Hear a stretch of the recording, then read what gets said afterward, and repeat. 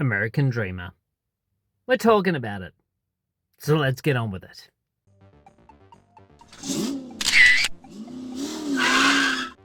G'day, it's Adam here again with another quick instant movie review for you. So tonight I caught American Dreamer. This is a drama comedy written by Theodore Melif and directed by first-time feature filmmaker Paul Decter. What's this all about? Well, Peter Dinklage plays Phil Loader. He is a struggling economics college professor who is desperate for two things. Number one is to write and publish his own book.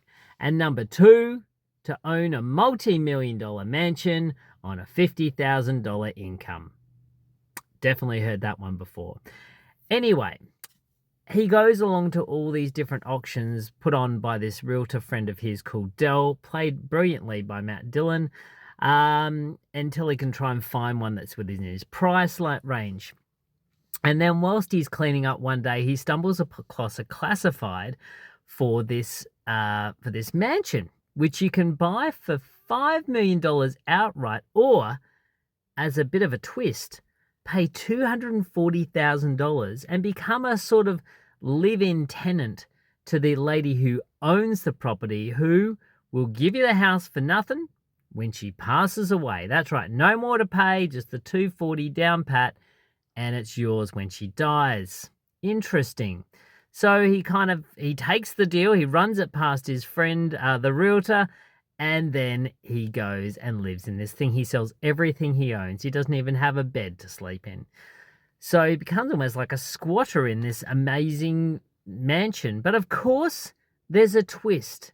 This old lady is Astrid, who is played by the brilliant Shirley Maclaine, and she doesn't seem to be dying anytime soon. And not only that, but there seems to be a few complications in place.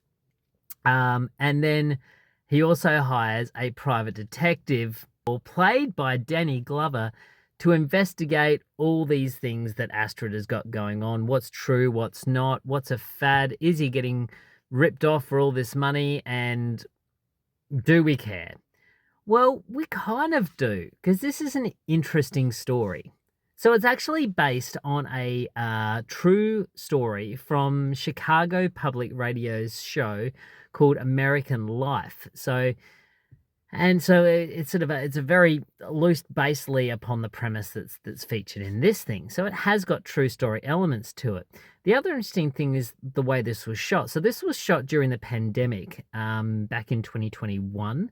And it's been bouncing around for about 2 to 3 years, and it was featured at the Tribeca Film Festival in 2022. It lost its crowd there. The filmmakers then pulled it out of everything and then decided to recut it and then tighten it by eliminating over 10 minutes of the film, and then trying to then resubmit it. So then it went to, I think it was a Santa Barbara Film Festival, and kind of didn't really catch traction there either. So now it's finally been released on VOD. So what's this like? Well, it's quite interesting. It is, as I mentioned, it is a black comedy, and it has got some very, very funny moments in it.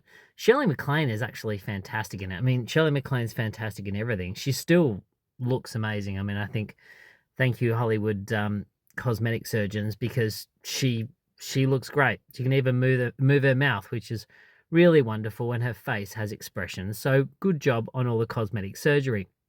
Peter Dinklage is an interesting character. He's actually very good in this, but I feel like he's being pigeonholed into this loser alcoholic roles a little bit. And I kind of would like to see him do something a little bit different, but in these grotty sort of characters.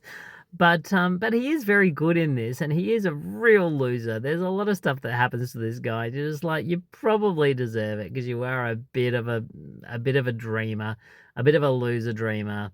And you probably deserve everything that's happening to you.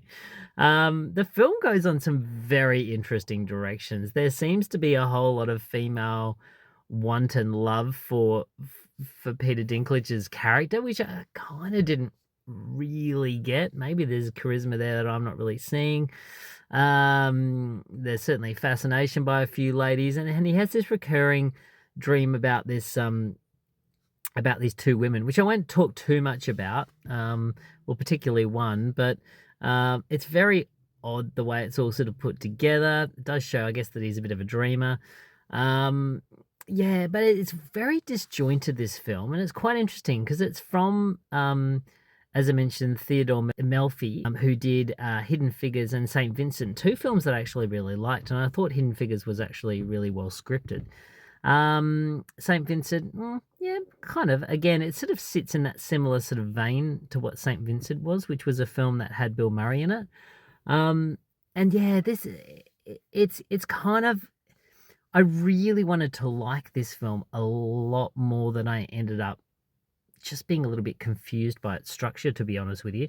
It sets itself on a really good path, and then it kind of has these weird little missteps and kind of misdirections, and then it kind of drives itself back around to hopefully finding some sort of narrative arc for all the characters and character arcs. And it's just, it was a very odd way that it kind of all came together, which I was quite surprised by, particularly with Hidden Figures. But I suppose St. Vincent does have a few odd characters in it, so maybe that's a bit more of a reflection of the writing style.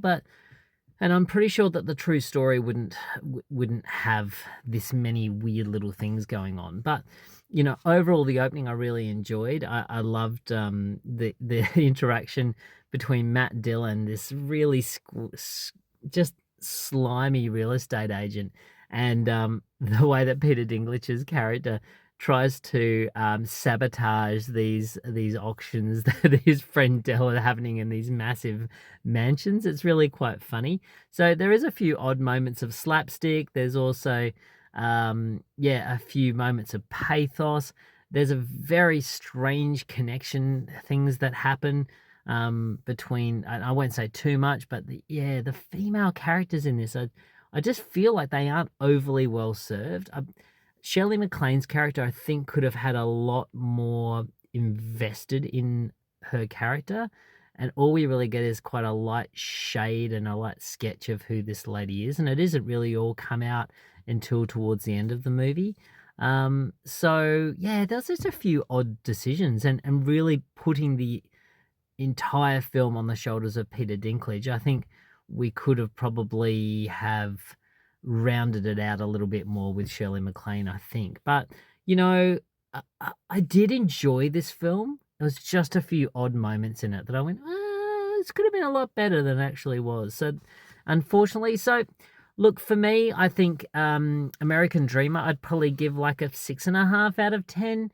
There's some good stuff to be had in this. But again, story structure, I think probably is the thing that let it down. But see it if you like. It's called American Dreamer. I'll put a link down below as to a few places that you can catch this.